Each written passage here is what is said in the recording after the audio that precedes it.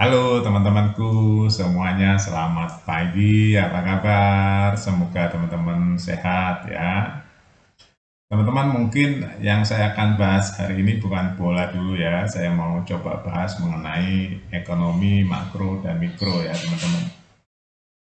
Kebetulan saya jarang membahas ini teman-teman. Padahal saya bahas masalah makro, mikro, dan suku bunga ini sudah lama teman-teman, cuma nggak saya ceritakan saja ya.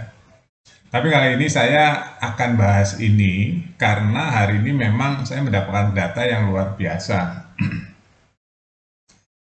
Di Amerika hari ini suku bunganya sudah tinggi sekali teman-teman untuk ukuran Amerika ya. Yang biasanya cuma 1, 2, gitu ya. Nah, tahunan untuk pertahunan 11 tahun terakhir ini ya, ini semester pertama. Di Amerika, kebangkrutan atau perusahaan-perusahaan yang bangkrut sudah melebihi average tahunan atau rata-rata tahunan. Ya, biasanya satu tahun di Amerika kurang lebih antara 200 sampai 300 ya, perusahaan-perusahaan yang mengajukan pilot. Hari ini baru semester pertama sudah hampir 400.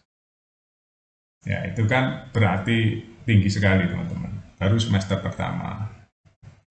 Ternyata beberapa lembaga rating ya, dia menganalisa kenapa kok banyak sekali negara bangkrut atau perusahaan bangkrut di Amerika kali ini.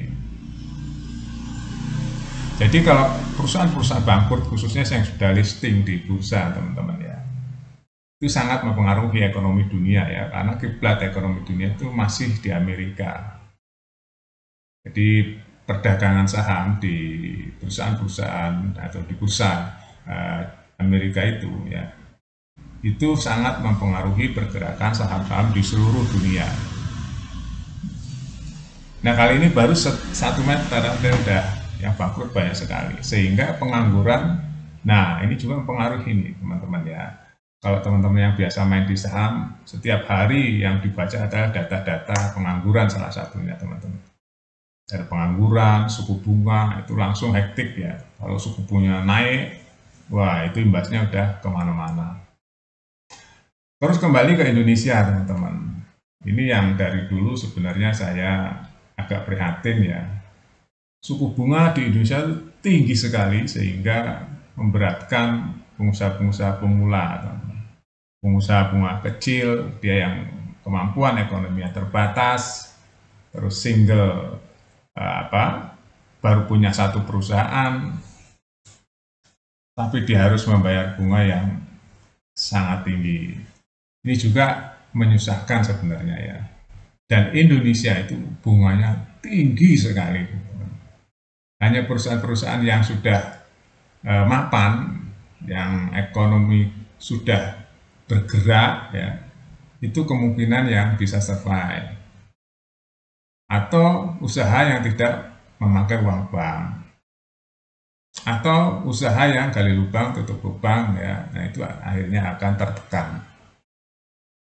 Kenapa saya sangat prihatin dengan suku bunga Indonesia ya teman-teman. Saya tiap hari itu teman-teman ya, kebetulan saya ketemu pekerja-pekerja, terus umur-umur prakerja, terus orang tua ya. Nah, saya mengamati itu memang hari ini ya teman-teman, banyak sekali pengangguran-pengangguran semu teman-teman. Ya, pengangguran-pengangguran semu, kerjanya nggak jelas ya. Terus yang kerja pun nggak jelas ya, pada mengeluh. Ada yang kontraknya habis, kontrak setahunan, nanti nganggur lagi, 2 tahunan, nanti nganggur lagi. Jadi nggak tahu apa yang salah ya. Sebenarnya saya bisa jelaskan, tapi waktunya karena saya batasi 10 menit ya teman-teman, nanti nggak cukup. Tapi saya mau bahas mengenai suku bunga aja ya. Suku bunga. Jadi kalau teman-teman sering bermain dengan bank ya, bank itu kan ada bank negara ya, atau yang pemiliknya adalah negara, kayak BRI, Mandiri gitu ya teman-teman. Tapi ada lagi bank yang swasta punya. Nah, ada lagi bank yang lebih kecil lagi, yang bunganya lebih besar lagi, seperti BBR dan sebagainya. Itu banknya lebih besar lagi. Terus apa pengaruh suku bunga itu, teman-teman? Suku bunga itu berat sekali. Bahasa gampangnya itu begini.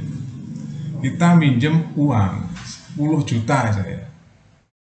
Bunganya 12%. Bayangin aja, nggak usah 12% lah, 10% aja setahun bunganya ya. Berarti kita kan harus bayar 1 juta ditambah setiap bulannya ya teman-teman.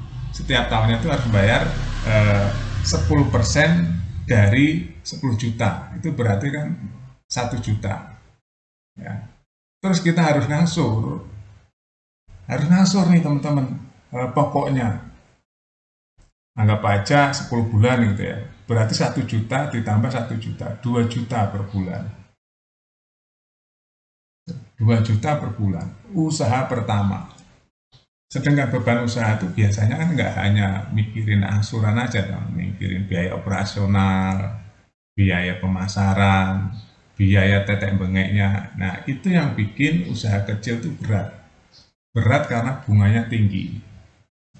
Ya, ini pengantar aja ya teman-teman. Nanti teman-teman bisa baca selengkapnya banyak di berita-berita yang sedang trending tentang ekonomi hari ini. Terus ini pengaruhnya suku bunga di usaha-usaha yang ada di Indonesia. Kita berkaca ke Jepang, teman-teman ya.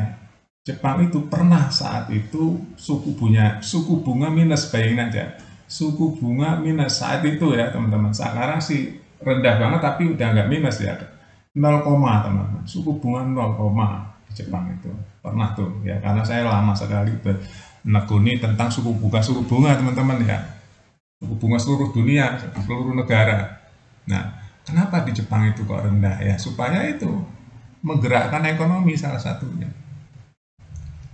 Ekonominya itu gerak di Jepang tuh teman-teman ya. Usaha minjem uang di bank, bebannya nggak terlalu berat. Ya, makanya usahanya jalan gitu, salah satunya. Kalau di Indonesia, kenapa kok berat sekali jadi pengusaha? Berat teman-teman. Salah satunya adalah beban bunga. Ya, banyak yang macet.